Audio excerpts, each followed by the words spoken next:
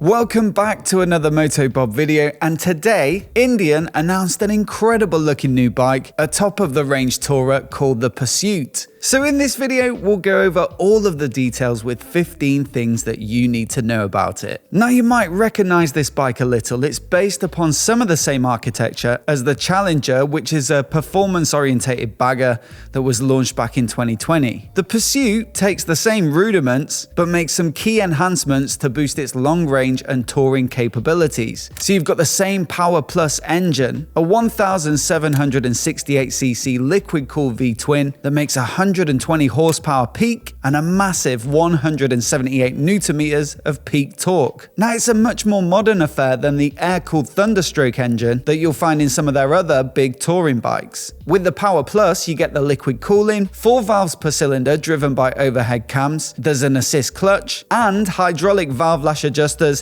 and cam chain tensioners to reduce maintenance and improve reliability. In general, this engine's gone down really well in the Challenger, so I'd expect more of the same here, although they do say there are some tweaks to the calibration to improve ease of use at low speeds.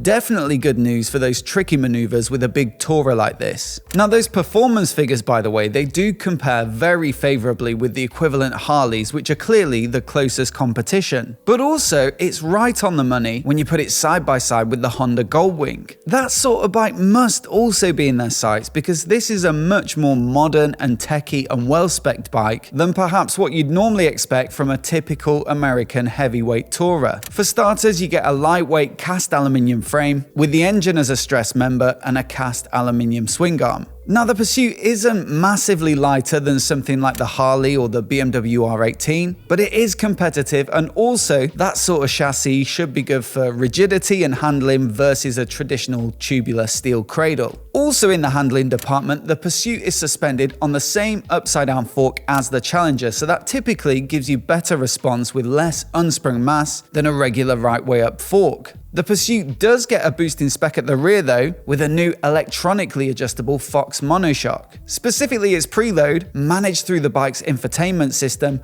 and this means that you can conveniently ensure that the comfort and handling of the bike is preserved, regardless of whether you're riding solo, 2-up, or fully loaded with a passenger and luggage. Now clearly that's more convenient than the manual adjustment on the Challenger, but they do say you can now get this feature fitted to a Challenger as an accessory. Braking is also surprisingly tasty for a big tourer, with some 4-piston radially mounted Brembo calipers biting on 320mm discs and a 2-pot Brembo caliper at the rear on a 298mm disc. Braking performance always feels like a bit of a letdown for me on big American cruisers and tourers, so I'm looking forward to trying this one out when the press bikes arrive in the next month or so. Tyres are from Metzeler, they're their Cruise Techs, with a 130 wide 19-incher at the front and a 180 wide 16-incher at the rear. Metzeler described them as ideal for large V-twin powered tourers with strong structural support for heavy loads, yet still with decent handling owing to a profile that's derived from their sport touring tyres. So ideal for a bike like this, which sure it's primarily a tourer, but it's also set up to handle a bit. Now they're wrapped around the same sport contrast cut wheels as the Challenger, and I reckon they look really smart, although on the Pursuit there's no pinstripe detail. Now it also gets the same chassis mounted fairing as the Challenger, which helps to keep the steering light versus a bar mounted fairing, but also makes the bike less susceptible to buffeting and wind. Always a good thing on long motorway stretches, especially if you run into some less than ideal weather with a bike like this that has a pretty significant profile. Now to protect your legs, yes from the wind, but also in the wet, the spray from the front wheel, you get these lower fairings as standard too. Definitely adds to the look of the bike a bit as well in my opinion. Helps to make the front end look more substantial than the Challenger, which balances out the extra luggage at the rear. Up top we've got an electronically adjustable windscreen, which is definitely a nice feature on a luxurious tourer like this. They say it gives you the flexibility required for varying weather conditions and temperatures, so not only might you have it fully up for rainy and cold days, but also lowering the fairing can give you a bit more cooling air when it's uncomfortably hot. Not a massive problem for us here in the UK.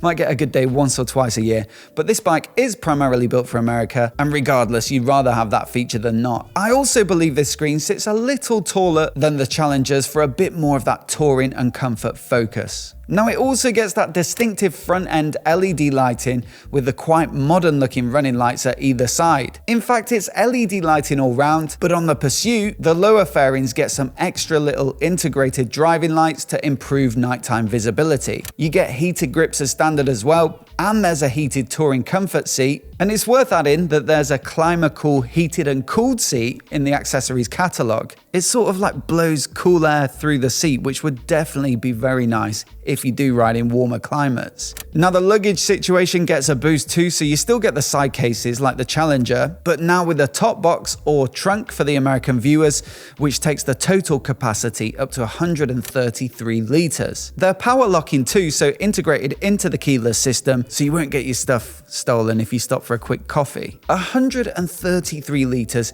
is clearly a big boost on the Challenger at 68 litres. That top case is pretty big and it can take a couple of helmets, but it also compares pretty well to the Harley, the Goldwing, and massively to the BMW R18 Transcontinental. In the cockpit, you get Indian's Ride Command infotainment system with a 7-inch color TFT that offers glove-friendly touchscreen functionality. Not only does it give you access to the menus and also ties in with Indian's own navigation system, but it also supports Apple CarPlay so that you can use all your favorite media, entertainment, and navigation apps while you're on the bike. No word on Android Auto support though, unlike some of the Hondas and Harleys which do both. Now through the dash you can administer all your settings and whatnot. You get 3 riding modes, so Rain, Standard and Sport, and each gets its own dedicated traction control settings and throttle map to suit the conditions and riding style. On top of that, you get Indian's Smart Lean technology, which is powered by a Bosch inertial measurement unit that feeds lean angles into both the ABS and traction control. This ensures they behave appropriately even when fully banked over mid-turn. Now as you'd expect, there are plenty of accessories available, such as their power band audio system, which when fully spec'd puts a multitude of speakers in the fairing, lower fairings, saddlebags and the top trunk.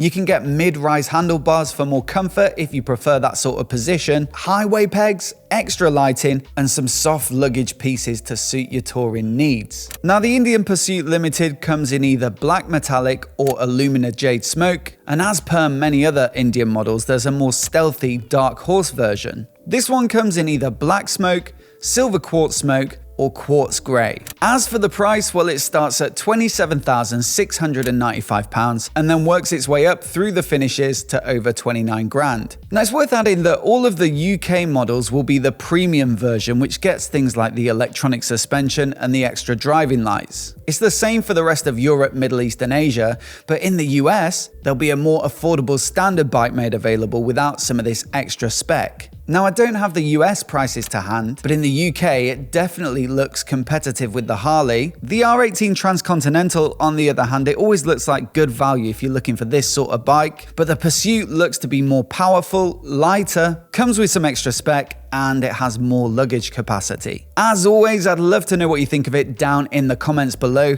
Certainly looks like a very nice way to tick off those big motorway miles, and I'm sure any pillion lucky enough to grace that rear seat will be happy too. Particularly in the dark horse in that silver quartz smoke, it looks proper nice as well. I like the balance of sort of traditional tourer shape, but with some modern lines and finishes. So like I say, let me know what you think of it down in the comments below, and if you're new here and you want to see more videos like this, hit subscribe and I'll catch you in the next one.